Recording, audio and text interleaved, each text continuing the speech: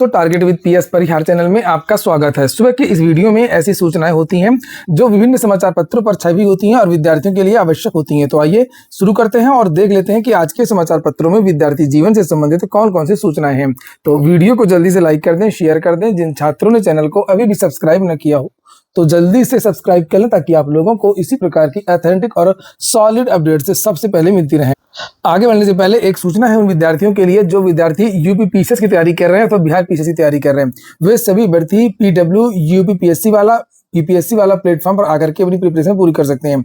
यहाँ पर विभिन्न प्रकार के कोर्सेज हैं, जैसे आप लोग यहाँ पर देख सकते हैं। जिन विद्यार्थियों का टारगेट पीसीएस 2027 है तो उनके लिए एक फाउंडेशन कोर्स स्टार्ट हो गया है सक्षम 3.0 के नाम से, जिसमें प्रीलिम्स, मेंस, सीसेट और इंटरव्यू की प्रिपरेशन करवाई जाएगी। और यहाँ पर आपको वो सारी चीजें मिलेंगी जो तैयारी करने के लिए जरूरी होती हैं, जैसे लाइव रिकॉर्डेड क्लासेस, सीसेट की क्लास, प्रीलिम्स एंड मेंस की test, interview guidance programme, unit wise class notes मिलेंगे, ई बुक्स मिलेंगे, डाउट सपोर्ट मिलेगा। फीस मात्र 4,999 रुपए।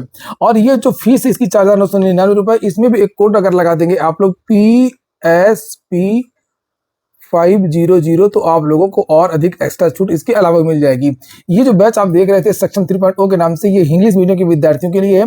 प्रथम 3.0 ये हिंदी माध्यम के विद्यार्थियों के लिए वही बैच है, वही चीज है, वही कोड का प्रयोग आप लोग कर सकते हैं। और इसी तरीके से 73वीं बीपीएससी के लिए बैच है, फाउंडेशन बैच है सक्षम के नाम से इंग्लिश मीडियम के लिए, और हिंदी माध्यम के विद्यार्थियों के लिए प्रथम के नाम से बैच है। 72वीं बीपीएससी के लिए भी यहाँ पर बैच आप लोग देख सकते हैं। इसकी फीस भी उतनी ही रखी गई है विद ब्रिज कोर्स। और यहाँ पर ये सर्वप्रथम के नाम से हिंदी बैच है, ये देखिए नीचे हिंदी भी लिखा है, लैंग्वेज ये देखिए। और यहाँ पर भी कूपन कोड का प्रयोग कर सकते हैं PSP 500। प्रीलिम्स के लिए अलग से बैचेस हैं यहाँ पर आक्रोश के नाम से और ऊर्जा के नाम से। ऊर्जा वाला हिंदी माध्यम के विद्यार्थियों के लिए है और आक्रोश इंग्लिश मीडियम के विद्यार्थियों के लिए। इसकी फीस तो केवल 1999 रुपए ही है, फिर भी इसमें भी कूपन कोड लगा सकते हैं। लिंक मैंने डिस्क्रिप्शन बॉक्स और कमेंट बॉक्स में उपलब्ध करा दिया, लोग जाकर के इसको ऑनलाइन ज्वाइन कर सकते हैं। चलिए पहले थोड़ा सा बात कर लेते हैं टेम्परेचर की, उसके बाद भर्तियों में आते हैं। सुलझा देने वाली भीषण गर्मी से 27 तक राहत मिलने के आसार नहीं है। अभी देख लीजिए जिसका भी जो प्रोग्राम हो। आसमान से बरसे अंगारे, बांदा 47.4 डिग्री सेल्सियस पर तपा।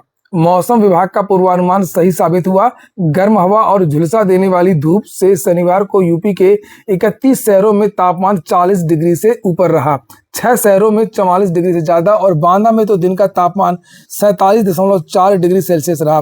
बांदा में तो अक्सर ऐसा रहता है कि वहाँ का टेम्परेचर ज्यादा ही रहता है, क्योंकि वहाँ पर बहुत ज्यादा पर्वत पहाड़ी एरिया रहता है और इसलिए वहां पर हमेशा इस तरीके की जानकारी मिलती है। प्रयागराज का भी टेम्परेचर बहुत ज्यादा रहा, 45.5 डिग्री, बनारस का 45 डिग्री और लखनऊ में सीजन का सर्वाधिक पारा 43 डिग्री करीब दर्ज किया गया। लिखा कश्मीर से मध्य भारत तक लू चलने की चेतावनी जारी कर दी गई।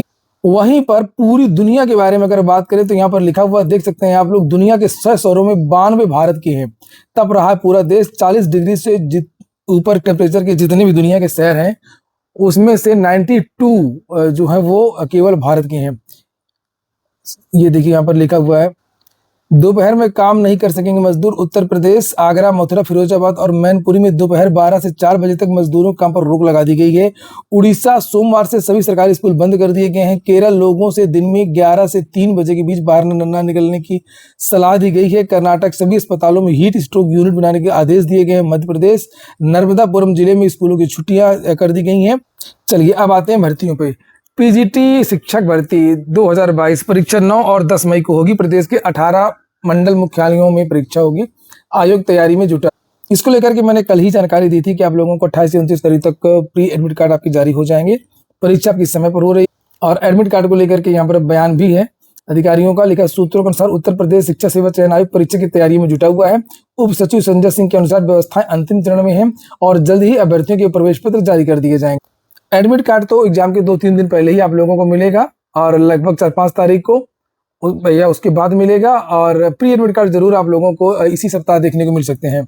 यूपी टीईटी को लेकर के भी जानकारी दी गई है। यूपी टीईटी की आवेदन तिथि अब 3 मई तक बढ़ा दी गई है। शिक्षा सेवा चयन आयोग ने अभ्यर्थियों को दिया मौका, क्योंकि सर्वर की एक समस्या हो रही थी। वहीं पर यह भी बताया गया कि कितने विद्यार्थियों ने अभी तक आवेदन कर लिया है। तो जिस तरीके की उम्मीदें की जा रही थी उस तरीके से आवेदन नहीं हो पाए हैं। यहाँ पर लिखा कि अब तक 12.5 लाख से अधिक ने किया आवेदन। यूपी टीईटी के लिए अब तक 12.5 लाख से अधिक अभ्यर्थी आवेदन कर चुके हैं। अंतिम तिथि नजदीक आने के कारण अचानक आवेदनों की संख्या बढ़ने के कारण सर्वर पर बहुत अधिक लोड बढ़ गया है और 27 मार्च से ऑनलाइन आवेदन शुरू होने के बाद से अब तक 14,58,104 विद्यार्थियों ने OTR के लिए पंजीकरण कराया है। तो जितने विद्यार्थियों ने OTR के लिए पंजीकरण कराया है, लगभग उतने ही विद्यार्थी, उससे कम विद्यार्थी ही आवेदन करेंगे। अनुमान था कि 20 से 25 लाख आवेदन आएंगे, लेकिन ऐसा नहीं हुआ।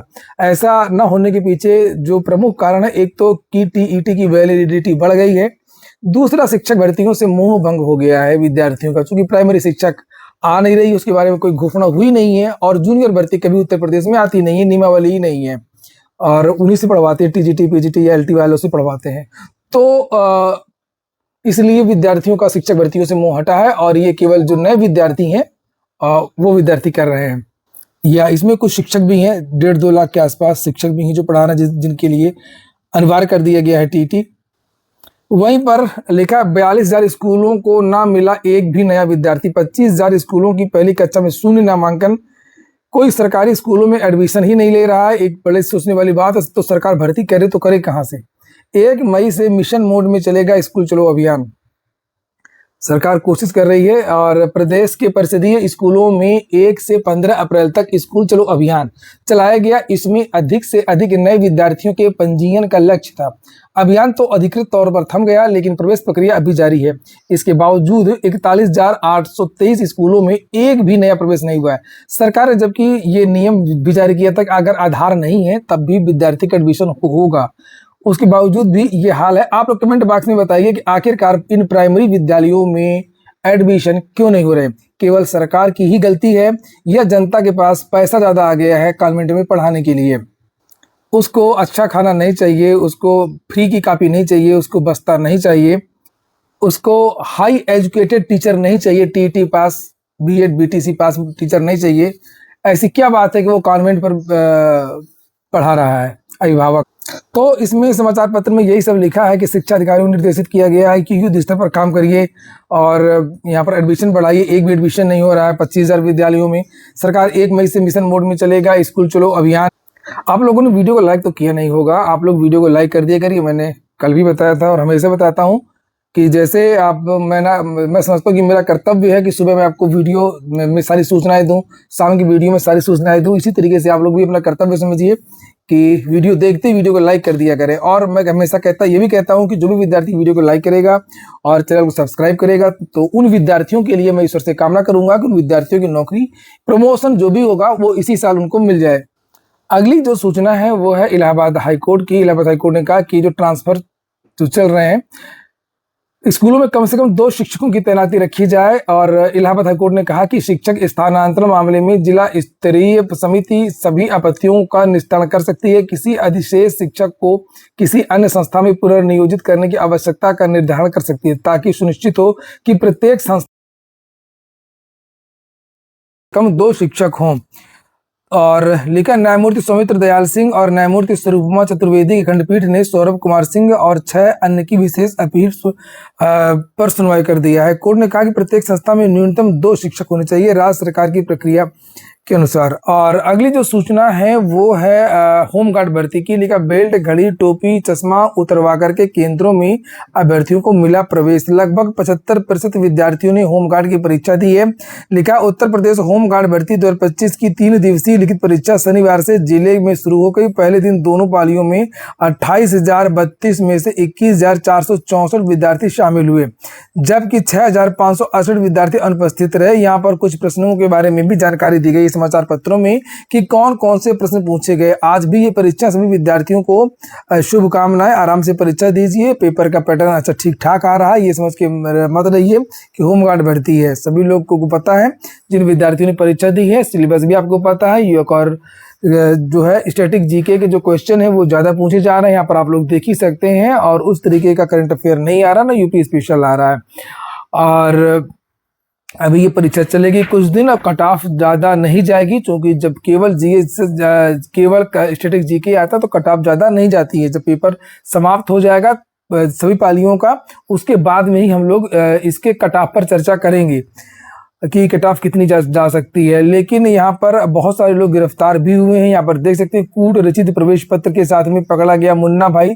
शिक्षक ने एनसीसी रूम में छिपाए थे इलेक्ट्रॉनिक डिवाइस, ब्लूटूथ डिवाइस। इतना सब कुछ होने लगा है, सारी जांच होने लगी, फिर भी कुछ मूर्खों को समझ में नहीं आता है, इनकी बुद्धि खराब हो गई है। ये सुसाइड बम्बर है, अपने आप को जबरदस्ती जेल भेजना चाहते हैं, तो कोई कुछ नहीं कर सकता है। और अब तो इतनी सारी जांचें होने लगी हैं कि ये सब करना ही नहीं चाहिए। तो लिखा भी है यहाँ पर, बायोमेट्रिक जांच के दौरान हाथरस निवासी तेजवीर सिंह का डेटा नहीं मैच किया, जांच में फर्जी पाया गया। वहीं पर नीचे लिखा, एनसीसी कक्ष में प्रतिबंधित इलेक्ट्रॉनिक डिवाइस की साजिश रची गई थी। पुलिस ने साजिश को नाकाम रखते हुए इस मामले में सहायक अध्यापक अखिलेश यादव, संदीप चंद्र विश्वकर्मा और निर्मल कुमार को गिरफ्तार कर लिया है। अब इन पर नया वाला कानून लगेगा। सभी के खिलाफ उत्तर प्रदेश सार्वजनिक परीक्षा अधिनियम के तहत केस दर्ज किया गया और ये वो अधिनियम है जिसमें 1 करोड़ रुपए तक का जुर्माना और आजीवन उम्र कैद हो सकती है। तो आप बताइए, इतना सब चीजें हैं लेकिन फिर भी कुछ कर भी नहीं पाएंगे और जेल अलग जाएंगे। तो ये सब चीजें हैं, इसलिए इन लोगों से आप लोग दूर रहिए। और यहाँ पर देखिए लिखा है कि सब इंस्पेक्टर और प्रोफेसर बनने का सपना, होमगार्ड भर्ती बनी रोजगार का विकल्प। सही बात है, पहले तो रोटी रोजी के लिए विद्यार्थी हताश जाते हैं और प्रयास करने लगते हैं। बहुत सारे उच्च योग्यताधारी विद्यार्थी हैं जिन्होंने कहा कि हमने बीएड किया है, बीटीसी किया है और बहुत सारे बड़े बड़े कोर्स की यहाँ पर लिखा है उसको लेकर के। और अब ये जो लोग हैं होमगार्ड की परीक्षा देने आए हैं, लेकिन विद्यार्थी सोच समझ के आवेदन किया करें। अगर आप होमगार्ड भर्ती में फंस जाएंगे, छोटी नौकरी में फंस जाएंगे, तो फिर आप बड़ी भर्ती की तैयारी कैसे कर पाएंगे। अगली सूचना है रोजगार मेला की, और प्रयागराज में 30 अप्रैल को रोजगार मेला लगा हुआ है।